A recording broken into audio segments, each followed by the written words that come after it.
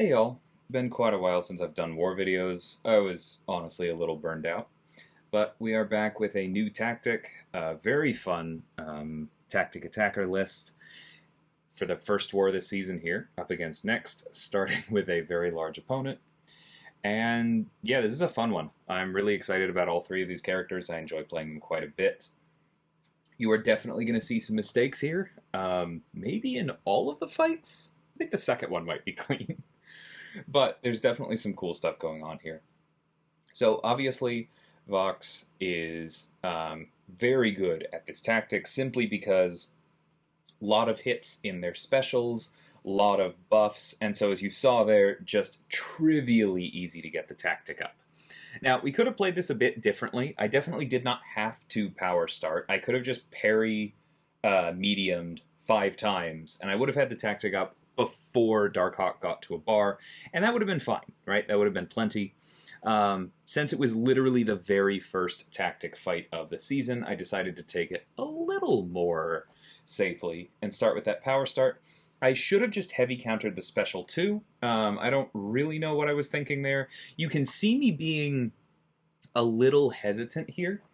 I'm just basically kind of like, I know that there is a chance to evade or auto block on the opponent, and so I am kind of having to force myself to check in and go, hey, you have the passive up, be more aggressive. As you can see though, because this node has right back at it, there is no point in using Special 1 or Special 2. Vox's degens will just immediately get removed by the immunity and do nothing. So instead we are taking advantage of the Special 3. You see there I heavy countered the Special 2 the way I was supposed to.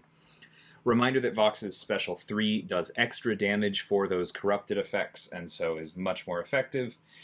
There you see my mistake. I lose track of the fact that I have the tactic up. I should have just waited, been doing my parrying, etc. I was clearly thrown off by misestimating that heavy distance. That's okay. That's what potions are for. You saw how much damage that Special 3 did with the protection down and the Fury passive up. That's what we were aiming for. So very happy with that first fight, would be glad to do it again, could definitely clean it up. But good reminder that Vox's Special 3 actually has text, and it's useful text. So here you have Blade against Mr. Negative, and right away I will say that yes, you normally do not parry Mr. Negative. That's because of exactly this, right? The Delirium throws people off. That's fine. I found it worth it to get the bleeds up because that was giving me power. I also found it worth it to get those extra hits in, to get the tactic up. And then you just don't really worry, right? Especially when running power backs, it means that when the Delirium finally applies to Blade, he has enough power that he's shortening its duration anyway. Blade synergizes very well with power backs in general. That Mr. Negative was basically a diversity tactic fight, clearly a path split.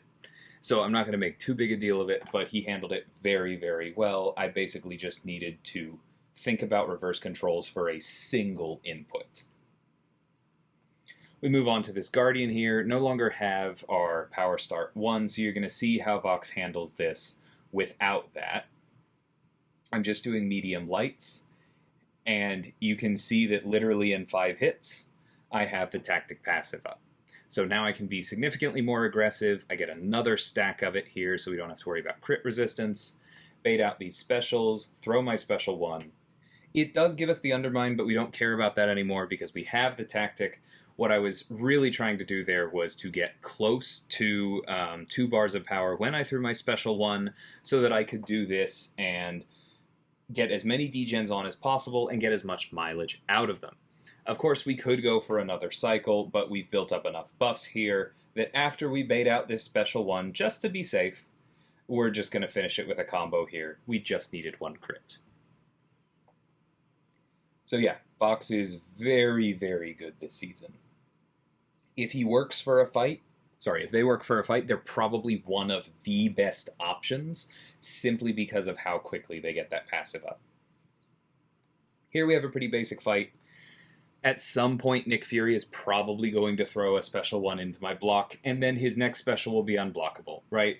We know that's why he's placed here.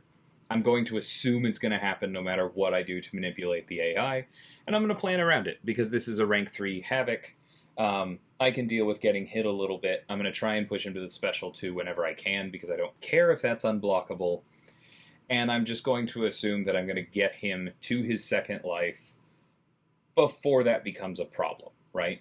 Because when he gets pushed to his second life, reminder that he also gets rid of the passives on himself, including the Prowess from this node. See right there, he throws it into block. I think I did everything I could. I shortened my combo, blocked immediately, c'est la vie. But this special 2 is going to push him into his second life. These passives are gone. And now we just hard block here, because we didn't give him quite enough power to push him to special 2, but now we have. And so we just wait. He's degenning. He throws this. And here is where I make one mistake, because I go into the relic, but I should not have heavied here. There was no reason to. There was absolutely no reason to. I should have just kept hitting him. And so I did risk him getting up and immediately throwing the special 1. It would have gone unblockable. I would have taken some damage, cost myself a potion. Would have been stupid. I would have said, that's fine, that's what potions are for, and I would have been right. But I got a little bit lucky, didn't have to do that. We move on to Onslaught here on his relatively common placement on Hazard Shift, Incinerate, Shock, because it does limit the options, but it doesn't take Havok out of them. And so this is just going to kind of be a cheese fest. If you get hit, it hurts, but it doesn't really matter because you're just constantly doing damage. I am decently comfortable at dashing in and punishing his special 1, but honestly, it's just not worth trying in this particular fight. I actually think what's better is what you'll see me do here. Yes, is to intentionally block the last hit and just let the Neuroshocks cook for a little bit. You will see me intentionally hit into Shock as well, because when those are on us, we just apply even more plasmas, and there I mess up. I just fully was too late, right? Like, it's very tempting to blame inputs. It felt a little slow, but I also know I was a little slow, and so that's why I didn't get away with it feeling a bit slow. It is what it is. If you get hit in that fight, then it's just over faster, which is why we send Havok to it. Moving on, we have this spot on the second Conflictor mini-boss, the one with Prowess Puncture. There's not a whole lot to say here. This is Blade with class advantage against a dimensional being. Some of the node stuff will work, some of it won't.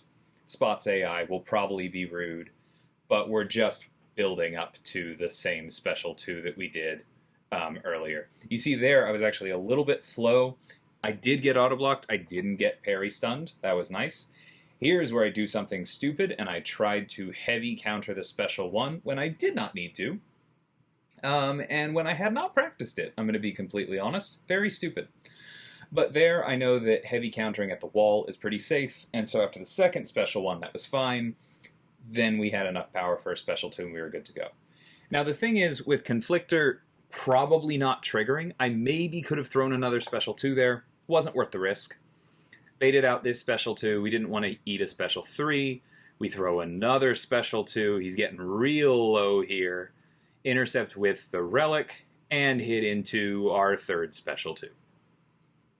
I think with that, I can officially say Blade is back. He's not going to work for everything this season, but this is the kind of stuff that he just excels at. He is, because of his power gain and the fact that specials generally get around the tactic better, and because of his synergy with power backs, and because of the many, many hits in his special 2, he is just going to be good at a lot of fights this season. Very much like Vox, right? If he works, he probably works really well. And that was my war. Not going to say results because I don't know them. Deaths were relatively low on both sides last I checked. There were a few of both. People are learning things. It's a new tactic, but I'm enjoying this one. Like I said earlier, I really like a lot of the champs on the list. Oh, did you pick him? No, I didn't pick the list. Yes, I do have some input. But no, most of these champions that I like were already on the list the first time it was shown to me, just for anyone concerned about that.